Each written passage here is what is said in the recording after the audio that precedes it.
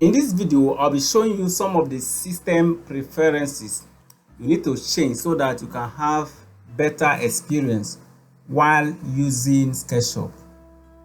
Without wasting your time, let's get into it. You are going to go to Window and scroll down to Preferences. By default, it should take you to Accessibility, but you are going to go to Drawings. On the Drawings, make sure you check Click, Move, Click. Here we are going to tap on Disable Pre-Pick.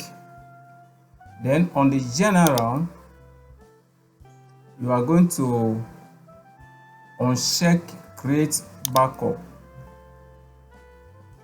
so that there is no need for backup because there is autosave. Let's leave it at autosave. And software updates, I can uncheck this. So we're okay with this. Let's click OK. There are other settings here. Shortcut, here you can manually enter your keyboard shortcut. You can change templates here. There are so many things you can do here, but let's leave it at this.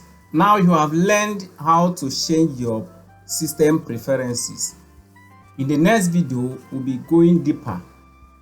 If you want to learn how to render and create animation using Lumion, I have created a step-by-step Lumion tutorial masterclass.